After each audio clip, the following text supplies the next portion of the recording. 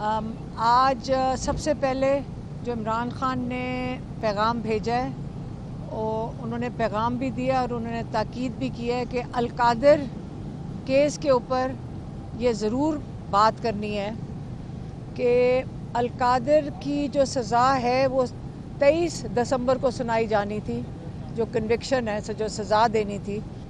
तो क्योंकि इमरान खान बारहा कह चुके हैं और ये कोई उनको मानने को तैयार नहीं है, ना ही आप लोग जो जर्नलिस्ट हमारे से पूछते हैं आप ये मानने को तैयार हैं कि इमरान खान तो वो कह रहे हैं कि आके सुनाएं, और ये अब इमरान खान का प्रेशर है कि कल आप जज को कहा है, तो जज को मैं अपील ही कर सकते हैं कि हर हालत में जज आए और मुझे फैसला सुनाए।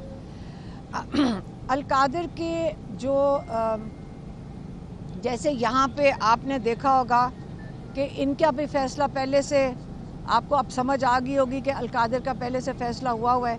इसी तरह दो और केस गुजरे हैं इससे पहले, एक तोशा खाना का केस दिलावर जज का, एक साइफर का केस जज जुल्करनैन का, एक तीसरा केस जज अर्जुमंद का।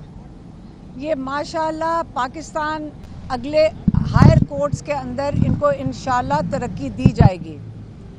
हम जो अवाम हैं हमें उनकी कदर करनी चाहिए, उन जजेस की जो इन मुश्किल हालात में भी और बड़े प्रेशर के नीचे, जिन्होंने पिछले दिनों में, पिछले 1.5 साल में बहुत कई जजेस ने इंसाफ किया है लोगों के साथ, उन्होंने सही फैसले सुनाए हैं जिसको हम पहचान सकते हैं कि इंसाफ मिले। तो हमें जो जिनको जजेस का सामना करना पड़ता है उन्होंने अपनी ड्यूटी अदा की है, ये उनका फ़र्ज़ था कि जब लोग उनके सामने आए तो हमें ये उम्मीद रखनी चाहिए कि इंशाल्लाह पाकिस्तान में इतने बुरे हालात नहीं हैं, जजेस हैं, और इंशाल्लाह अगर इनके से प्रेशर हटा दिया जाए तो बहुत से जजेस अपना काम बेहतरीन तरीके से सर अंजाम दे देंगे। लेकिन ये भी याद रखें कि इस वक्त जिन मुल्कों के अंदर, अगर बाहर के मुल्कों में आप होते और जजेस गलत फ़ैसला चुनाएं, एक फ़ैसला होता है कि गलती से आप एक जजमेंट दे दें, एक होता है जानबूझ के आप एक केस में गलत सज़ाएं सुनाएं। किसी और मुल्क में आप होते इस वक्त, ये जज साहिबान, इनके ऊपर इंक्वायरी होती, इनके ऊपर कमीशन बैठती, इनको सस्पेंड किया जाता, इनको नौकरी से निकाला जाता। तो यहाँ पे पाकिस्तान में आपने देख लिया कि इस वक्त उल्टा निज़ाम चल रहा है। दूसरा अल-कादिर, फिर से दोबारा मैं अल-कादिर यूनिवर्सिटी के ऊपर बात करना चाहती हूँ। आज हम इमरान खान से जब बात कर रहे थे तो ये आपको पता होना चाहिए कि इमरान खान कहते हैं कि हमारे शौकत खानम और नम्मल के अंदर ऐसे डोनर्स हैं जो 100 करोड़ देने को तैयार हैं। एक एकेडमिक ब्लॉक का नम्मल का हम आपको बता देते हैं, आपको एक एग्जांपल दे देते हैं नम्मल यूनिवर्सिटी का, कि यहाँ पे हमारे एकेडमिक ब्लॉक अभी डिज़ाइन भी नहीं हुआ, तो लोग अपना सदका जारिया देने के लिए पाकिस्तान में लोग बहुत इस तरह ये चैरिटी देते हैं, बहुत ही ज़कात और सदका जारिया देते हैं, और लोग हमारे से पूछते हैं कि आपका एकेडमिक ब्लॉक कब बन रहा है, कब इसका डिज़ाइन हो रहा है, ताकि हम इसको स्पॉन्सर कर सकें। और हमारा एक एकेडमिक ब्लॉक जो बनना है वो 150 करोड़ का है। तो आप ये बताएं कि आपने 50-60 करोड़ की जो अल-कादिर की यूनिवर्सिटी की बिल्डिंग बनी है, क्या इमरान खान को ये फेवर करने के लिए, जो वो कह रहे हैं कि मलिक रियाज को फेवर किया है, तो क्या उनको एक 50-60 करोड़ की यूनिवर्सिटी के लिए उनको फेवर करना था?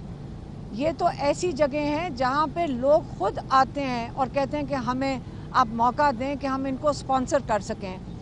तो इसके साथ आपको ज़्यादा बेहतर समझ आएगी कि 9 अरब रुपया शौकत खाना में लोग देते हैं। तो क्या अल-कादिर यूनिवर्सिटी के लिए आपका ख्याल है पाकिस्तान में लोग नहीं है, पाकिस्तानी जो ओवरसीज़ हैं वो नहीं है जो इसको स्पॉन्सर कर देते कि इमरान खान को اتنا مشکل فیصلہ کرنا تھا القادر یونیورسٹی کے لیے.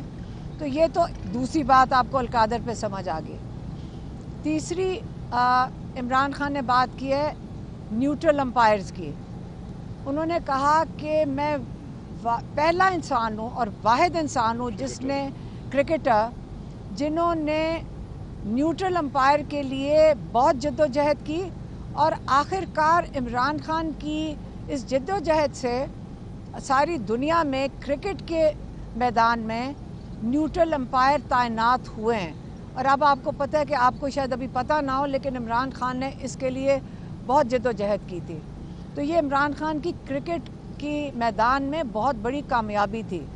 اسی طرح عمران خان کہہ رہے ہیں جو 9 مئی اور 26 نومبر اس کے لیے کیا انہوں نے مانگا ہے. انہوں نے کہا ہے کہ اس کے لیے بھی نیوٹرل امپائر لگائیں.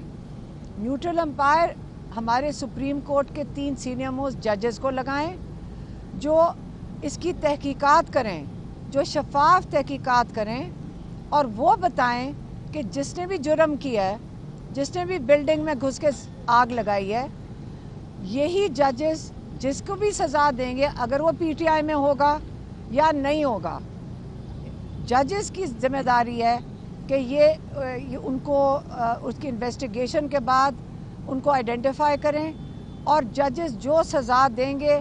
عمران خان کہتا ہے میں کیوں اس کے راستے میں کھڑا ہوں گا, لیکن ایک تحقیقات تو ہونی چاہیے. ناانصافی تب ہوتی ہے جب بے گناہ لوگ جیلوں کے اندر ہوں اور آپ کہیں کہ ان کو یہ ہمیں پتہ ہے کہ انہوں نے جلائی ہیں بلڈنگز, لیکن آپ نے کوئی ثبوت سامنے نہ رکھا ہو. آپ ہمارے سب کے اوپر بھی کیسز ہیں, میری بہن کے اوپر بھی ہیں, میرے اوپر بھی ہیں, شاید یہاں کافی لوگ کھڑے ہوں گے ان کے اوپر بھی ہیں.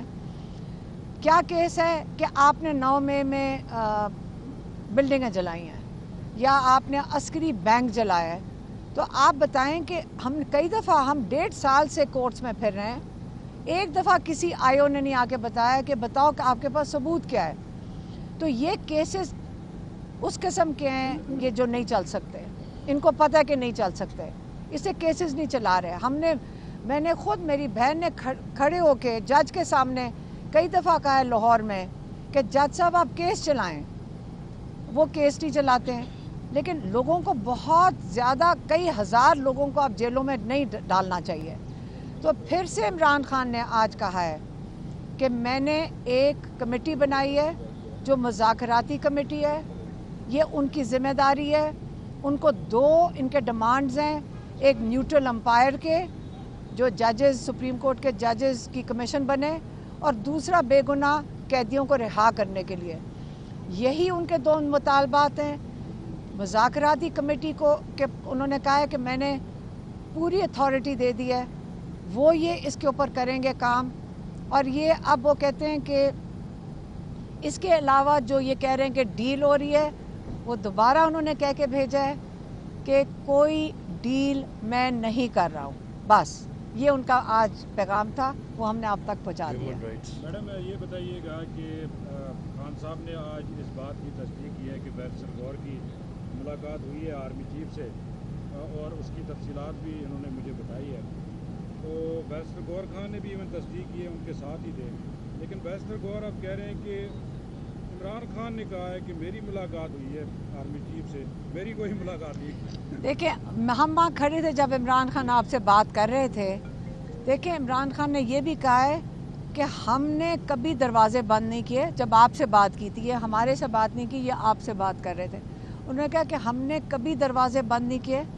دیکھیں عمران خان نے تو اپنے ابھی بھی 2 مطالبات رکھ دیے ہیں, لیکن جو دوسری طرف سے کوئی بھی مطالبہ ہو, آج تک میں نے آپ کو کئی دفعہ کہا ہے کہ ہم نے نہیں سنا ڈائریکٹلی. عمران خان دیکھیں مطالبہ وہ ہوتا ہے کہ آپ ٹیبل پہ بیٹھ کے بات کریں. ہم نے بھی سنی سنائی, ہمیشہ میں نے آپ کو آ کے بتایا ہے کہ ہم نے سنی سنائی باتیں کی ہیں. سیکنڈ ہینڈ انفارمیشن آتی ہے کہ جی 3 سال نہ بات کریں. یہ پہلی دفعہ براہ راست ہوا ہے اور انہوں نے اس کو خوشائن کہا. ہاں انہوں نے خوشائن کہا. دیکھیں ہمیں انڈائریکٹلی اس قسم کی باتیں سننے میں آتی تھی, لیکن جب ڈائریکٹ رابطہ نہ ہو تو بات کچھ بھی بن سکتی ہے, اس کے اندر وہ صداقت نہیں ہوگی. لیکن آج جو ڈائریکٹ بات ہوئی ہے، عمران خان نے کہا ہے کہ اگر انہوں نے ان کو انوائٹ کیا ہے آرمی چیف نے، اور میں خیال میں علی امین گنڈاپور اور بیرسٹر گوہر کی جو ملاقات ہوئی ہے تو یہ اچھی بات ہے، انہوں نے پہل قدمی کی ہے اس چیز میں، تو عمران خان نے اس کو خوش آئند کہا ہے۔